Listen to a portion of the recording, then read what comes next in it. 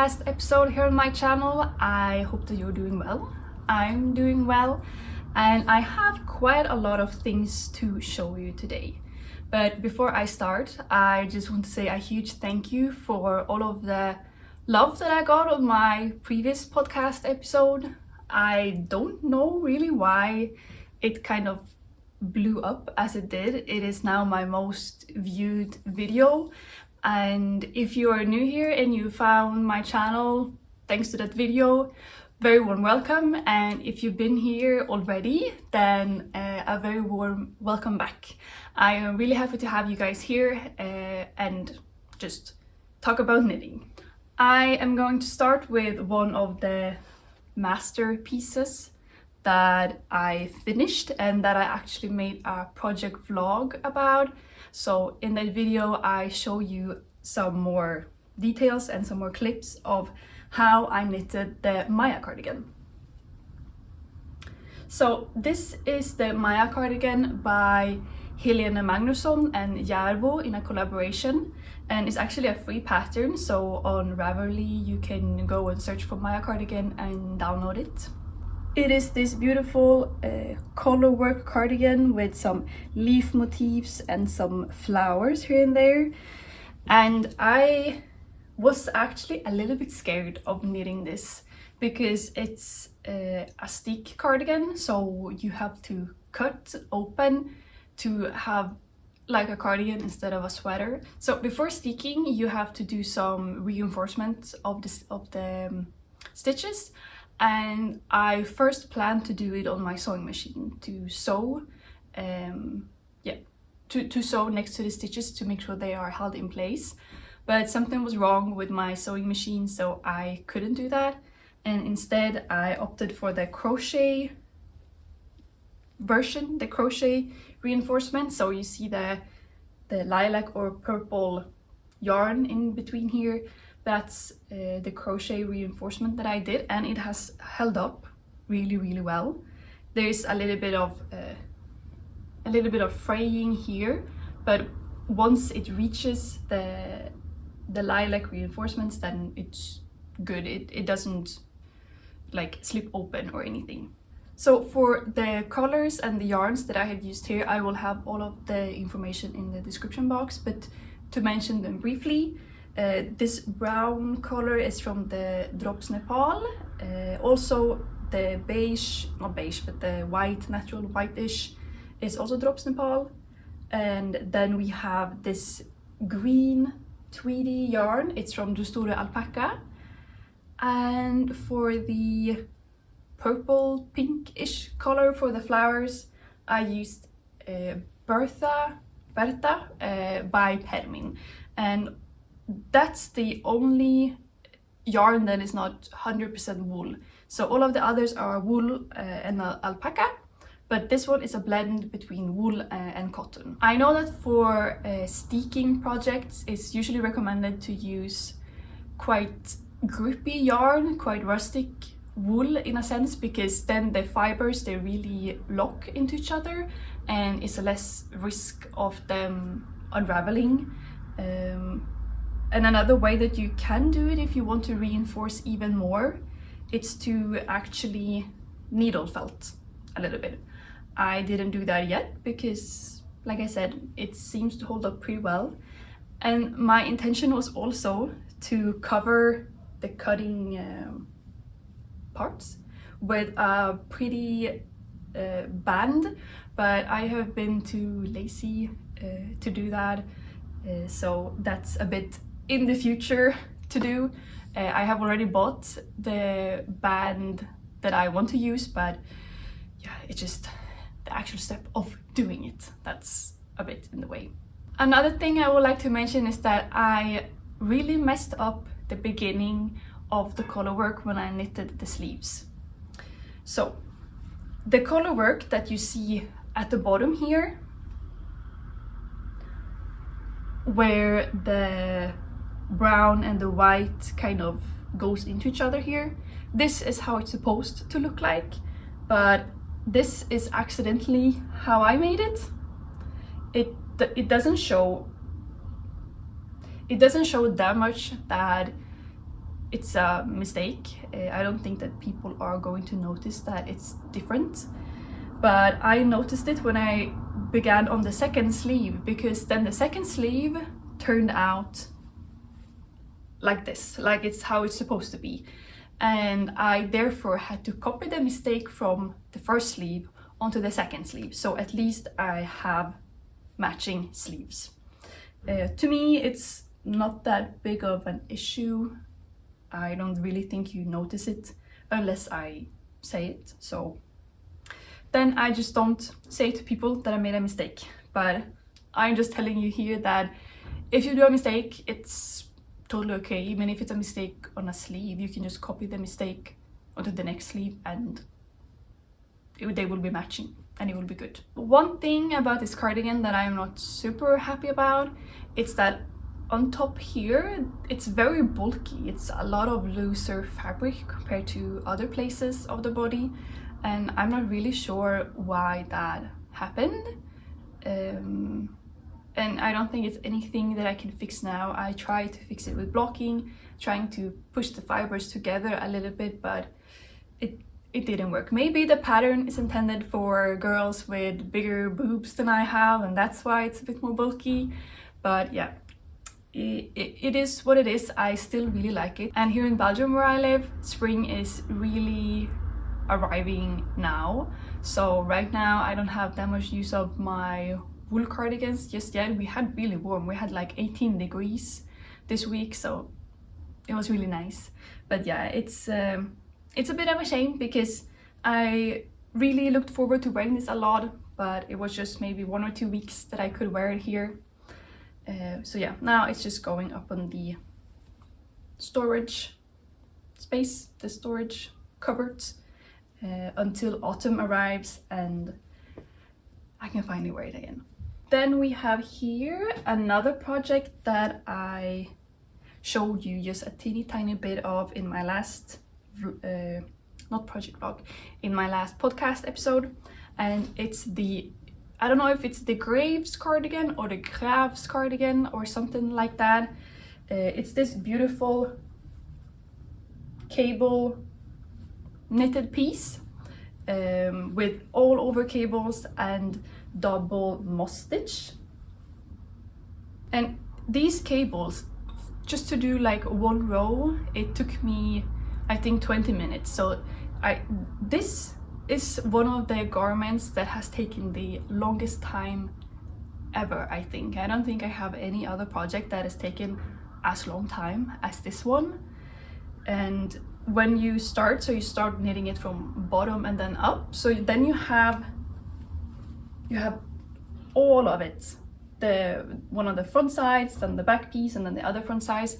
So it took such a long time. I've been working on this since beginning of beginning of December, middle December, something like that. So it's a long time, and I have been working mostly on this project and not focused on other projects as much. So I have even spent more time than usual, like on one single project.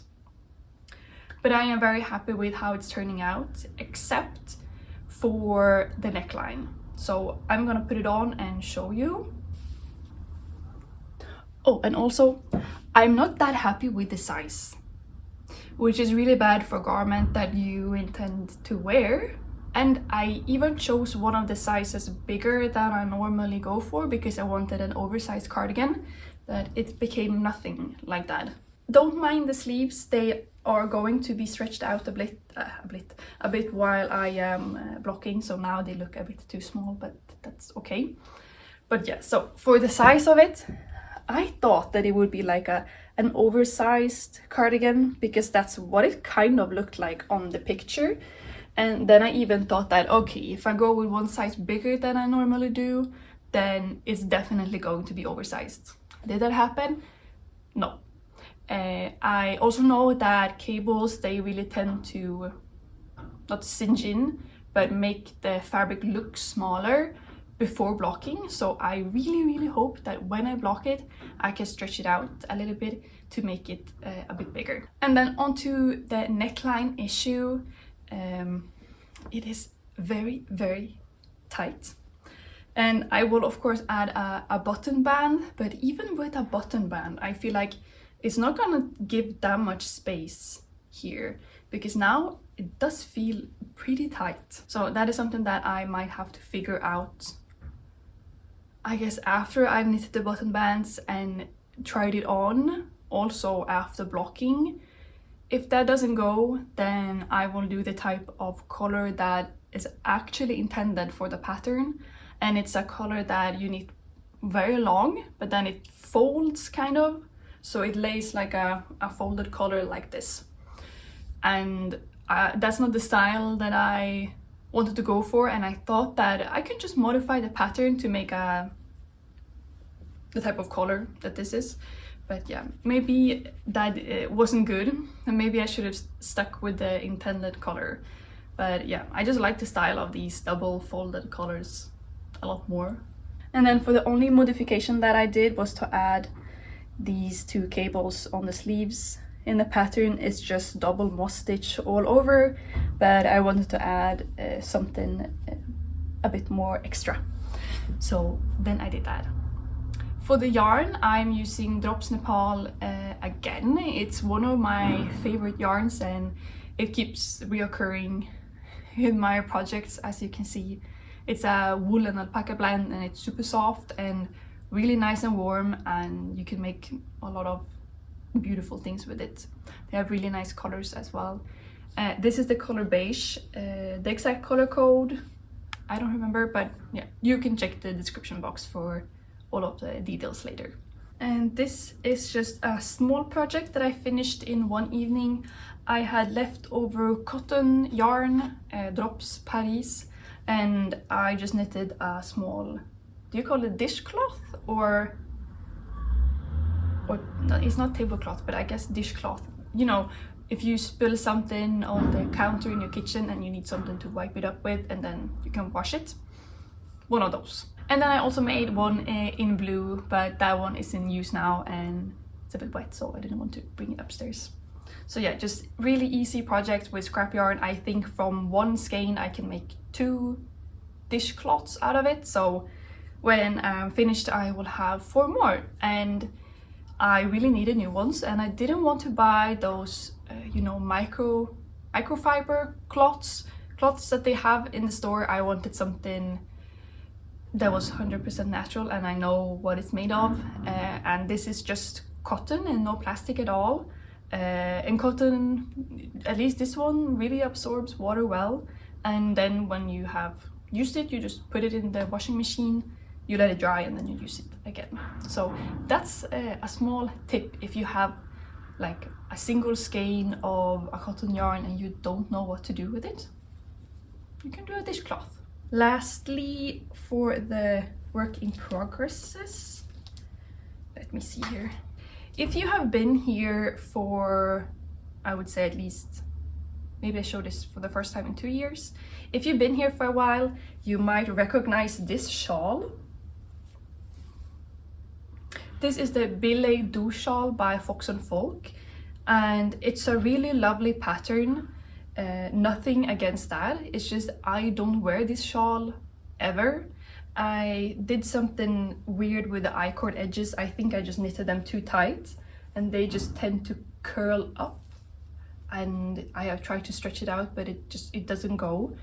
And yeah, I just don't wear it, and I really wanted to make some kind of shawl, and instead of buying any new yarn, I thought, oh, but I have a shawl that I don't use. Let's reuse that yarn. So that's what I am doing now. And the Billet Doux shawl that I am taking the yarn from, it was like a massive piece. So this is just half, and then I have still the other half to go. So I think that I will even have some yarn over when I've created my other shawl that I am going to try to show you. So I am knitting this one sideways, and I am making an I-cord edge here at the top to have a more of a neat finish. And now I'm really trying to make sure that I'm not tightening the stitches and that I'm letting them have enough stretch or space, and it's turning out a lot better than the other one. And then it's going to be a triangle shawl, so I have reached the middle, so now I'm just doing decreases on this side.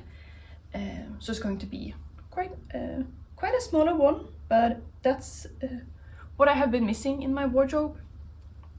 And then at the edge, so at the edge like here, I will pick up stitches and make a small ruffled edge around it. And this is drops yarn again. I actually really like drops. There are some of the yarn qualities that I don't like, but other yarn qualities I do really like. And this is the soft tweed in the color Spinach Pie. That is all for finished objects and work in progresses. And then I just have a small amount of purchases that I will show you and explain what I am intending to do. So I have bought some drops Lima and drops Charisma, and this is going to be a new colorwork cardigan with the beige as the ground color, the main color. This one Bordeaux as flowers, and the green one as leaves. And I am not going to make what is, I think, the standard of making a colorwork yoke.